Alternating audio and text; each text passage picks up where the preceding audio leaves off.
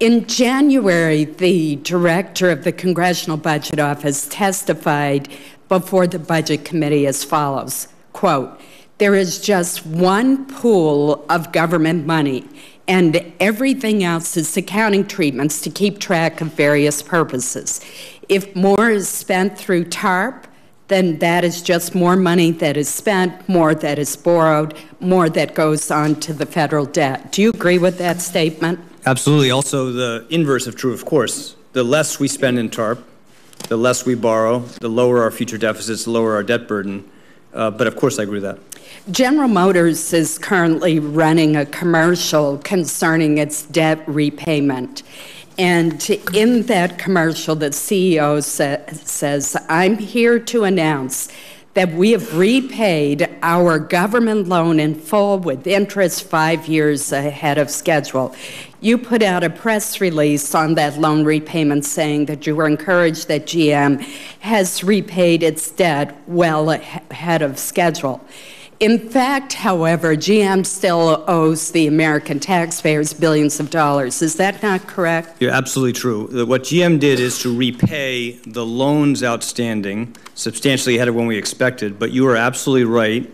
We still have substantial equity investments in both GM and Chrysler, and still face, of course, some risk of loss on those investments, although a small fraction of what we anticipated.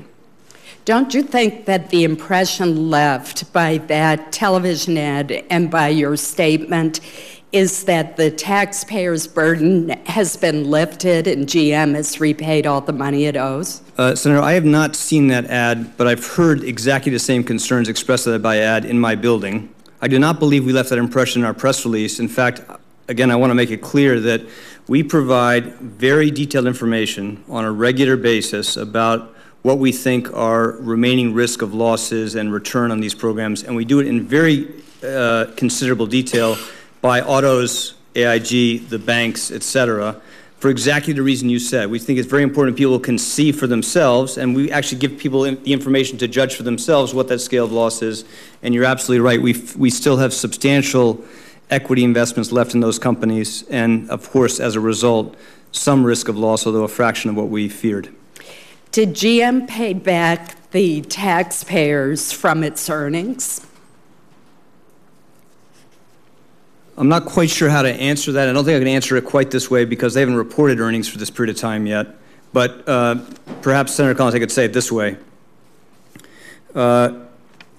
Because we forced those companies, as a condition for assistance when we came into office, to go through a very substantial, very difficult, very demanding restructuring program, they are now emerging financially stronger, stronger underlying financial position than any of us expected, and therefore they are going to be in a position to repay the taxpayer much more quickly than we thought. And we find that very encouraging. But of course, as always, in abundance of caution, we try to emphasize the fact that we're all going through a challenging period across the economy still. It's early still, and we still have substantial exposure out there. Wasn't the payment, in fact, made from an escrow account that was drawn from the Treasury? Senator Collins, I think what would be fair to say is we went through a very careful process of figuring out how best to stabilize the automobile industry, put these firms through the necessary restructuring, reduce our risk of loss, reduce the job loss that was avoidable in this case. And in that process, we provided substantial additional assistance to what President Bush initiated. And we're getting a portion of that back sooner than we thought because these firms are doing better than we had feared and hoped. I think that's the best way to respond to it. I think we can all be happy that GM is beginning to repay the money. But if, in fact, as the Special Inspector General for TARP has told me, GM has used one pot of federal money to pay back another federal loan, then I think it is very misleading.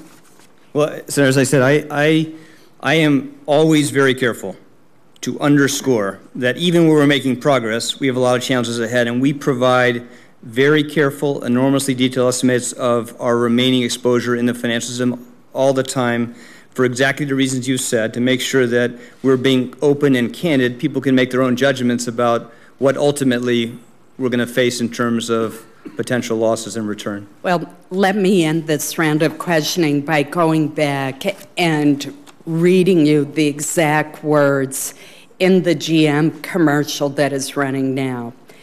That is why I'm here to announce we have repaid our government loan in full with interest 5 years ahead of the original schedule.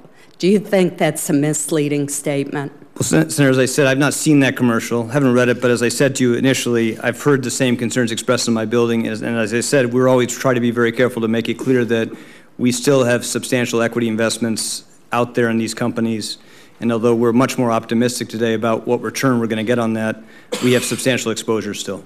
Mr. Chairman, I was going to bring in the commercial and play it at this hearing, but I was positive that the Secretary would have seen the commercial, and I have a feeling that he is familiar with the issue and the transcript, and I'll certainly share that with him, and perhaps we can get a fuller answer on the record.